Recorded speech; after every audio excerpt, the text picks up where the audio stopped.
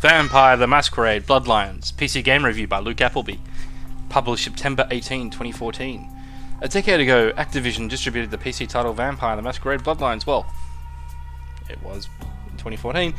A role-playing action-adventure where you, a new vampire, must adapt, feed and survive on the harsh streets of America. To make your own life difficult, you must not violate the Masquerade. 2004 was a fine year. Troika Games used an early version of Valve's coveted Source engine, Half-Life 2, to develop their first and third-person action-adventure, which at the time of release was panned by critics for its technical bugs. 10 years later, Troika Games has since disbanded, however the fans continue to support the game. There is an unofficial community patch that rectifies a long list of known issues that were never treated by the developers, and then there is the graphics patch that enables higher resolutions and widescreen compatibility for modern operating systems and monitors. I recommend applying the community patches. Yep, and since that time, there's also unofficial additional content releases with new playable factions. Play Bloodlines for the story. The visuals are secondary. Ignore the bizarre character model issues, weird arm shapes and shoulders clipping, and the streams of water in the sewers that defy physics on an aesthetically pleasing scale, because after a while you won't notice. Well, okay.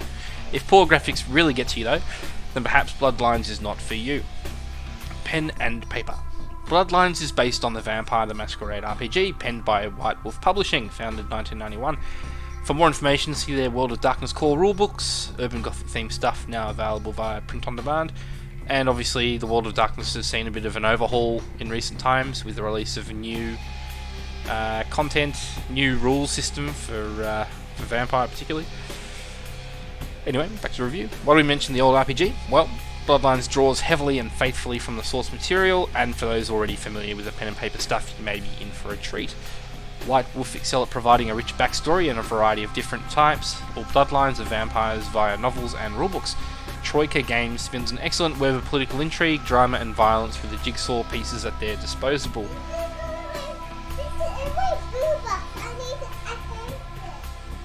Cool story, Sophie. Yeah. Bye. Thank you. There we go. A brief disruption from the little girl, Sophie. That's okay. We'll continue. Neonate. When you start a new game of Bloodlines, you allocate attributes and construct the sort of vampire you want to be. Lazy gamers can run with the survey questionnaire that automatically fills the character sheet based on how you deal with a range of hypothetical scenarios. Yeah, it's pretty standard fare. Even New Vegas did stuff like that. Each vampire bloodline offers a slightly different experience. Think of bloodlines as classes in a more traditional RPG. Tremere are wizards, Nosferatu are rogues, Bruja are fighters. Toreador are the most humane of the lot and flaunt their gifts to seduce their prey. Gangrel have long and curly arms. Play the game to see more. Magic Missile. Yes, that was a stupid reference to a Dr. Demento skit that he posted on his radio a long time ago. Every vampire has access to Bloodline specific disciplines, which are supernatural abilities. You can hide in the shadows, obfuscate, hurl blood spells, thaumaturgy, or mentally coerce, dominate. Wow, if you've seen the series of videos I've been putting up, coerce seems to be a very dominant and frequently used word, which happy to report that I have expanded my vocab since. This is where some of the replay value is at, as each Bloodline has 3 disciplines, mostly unique to their own kind. There is some overlap here and there. These tricks come at a price though. Instead of expanding mana, you draw from your own blood pool. When your blood meter is low, there is a high chance that you will succumb to your basic instincts and frenzy, so always satiate your thirst.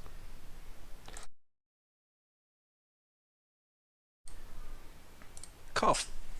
The Embrace. Bloodlines drops your newly sired vampire into the heart of Santa Monica, where you quickly learn that there are tensions between 2 major vampire factions, the conservative Camarilla and the radical Sabbat. Other organisations and individuals are also plotting and scheming in the dark. Prepare yourself for moral ambiguity. Exploration is encouraged. There are locks to be picked, unique items to be found, and plenty of hobos and rats to be exsanguinated. Blood hunts and you. The opening level is a tutorial that feels a little forced, however the instant slaughtering lets you get all of that stuff out of the system. This neat experiment also prepares you for the consequences of revealing your monstrous nature to law enforcement, the general public, and even the kindred. The concept of the masquerade is simple. Behave in the presence of mortals. If someone sees you feeding or using your vampiric powers, that's a strike in the eyes of the kindred. 5 strikes and game over. The kindred will declare a blood hunt and vampire hunters will come after you. Oh wow. The masquerade mechanic is clever. If you get all Call of Duty and start shooting innocent people on a busy street, you will not last very long. After all, there is a time and place for everything. Save your ammunition for boss fights. The best part about upholding the masquerade is experiencing a strange subculture while working in plain sight. Other locations will appear on your taxi map as you complete quests such as Downtown, Hollywood and Chinatown, and there are those special missions in between to satisfy your bloodlust. Silver tongues and trigger fingers. Choice is a big deal in an RPG, or in a RPG.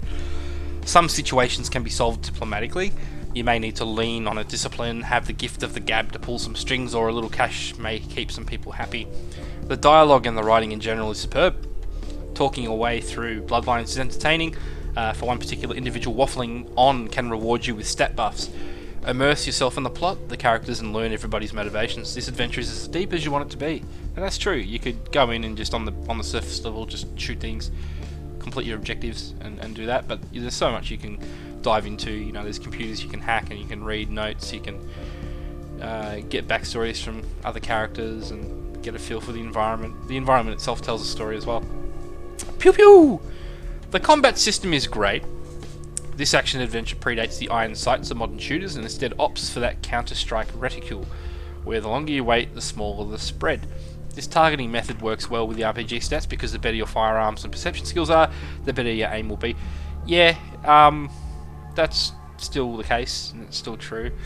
It would have been cool, well, I guess, you know, if we were to follow this up. And there's supposed to be a new game in the works, but it's all sorts of development chaos happening, and one of the lead writers was taken off the project, which is sad. The guy who wrote this game, in fact, was taken off the new project. But looking at how firearms work, I guess that mechanic hasn't aged very well because, you know, 2021, the current meta is iron sights and the whole old Counter-Strike way of the reticule becoming, you know, the fire spread becoming more accurate as you wait. That's really aged. In this game, it's fine if you're up for that sort of thing, but it does feel very aged. So there would need to be innovation there, I think, in a modern follow-up to this game. Or even if this game was overhauled by someone and that was tweaked, but you know, it gave you could see, if you put your points into your perception and your firearm skills, you could see the difference that it makes in the game. So on that RPG level, that's fine. The guns available throughout the game are standard fare: pistols, submachine guns, shotguns, and sniper rifles. The flamethrower is super effective, however the fuel exhausts itself after a few clicks. Melee forces the camera angle to revert to third person, which works well when you're surrounded by baddies. My favourite blunt instrument is the severed arm, and that still holds after all this time. Other varieties include knives, sledgehammers, batons, bats, and tire irons. Club Confession. A memorable horror film has high quality music and sound effects. Bloodlines is often a cinematic experience, and it too has a brilliant score. Each location has its own special theme, which can get repetitive over the course of the chronicle, as you tend to go back and forth for quests. However, some songs never get old. The first club you enter in Santa Monica, aptly titled The Asylum, blasts Isolated by Chiasm, which sets a hypnotic, entrancing vibe, whereas the Anarchs, a bunch of angsty hipsters, or hippies, sorry. Hipsters weren't a thing back then. Based at the last round, a bar found downtown, rock out to Letcha Bitch by Genie Torturers. Those songs are on YouTube. Check them out. The dynamic music for generic combat gets you pumped every time, and you can make tough fights truly tense. Well, the music can make the fights truly tense. To contrast, there are eerie, spooky tracks that accentuate the more terrifying and atmospheric portions of the chronicle, like when you visit a haunted mansion or infiltrate the home of a Malkavian primogen, driven mad by his own demented condition. You will not hear a violin the same way ever again. I vaguely remember that. You know, there is a saying about this game, every time someone mentions it, you have to install it. And I think I may have to do that after this. Gehenna! The main quest is linear, with more than 20 hours of fun. However, there are multiple endings and different ways to complete quests. 10 years on, and this gem is still being polished by dedicated fans worldwide, and, you know, even post this review, still the case. Still very supportive, active fan base. In the generation of Kickstarters and turning dead franchise... Sorry, I'll say that again. In the generation of Kickstarters and turning dead franchises into cash cows, please save Bloodlines from a final death. Well, you know, we're kind of seeing that now. There are some new World of Darkness projects happening, which could disappoint. Sort of one of them in particular is going to be quiet, considering they took out their lead writer and changed developer as well. So, I'm not going to hold my breath. But, you know, we have Bloodlines, the Masquerade, and, well, Vampire the Masquerade Bloodlines, I should say, and this game's brilliant. If you haven't played it, give it a go. Bugs aside, you know, there are community patches, there are things you can do to get around it.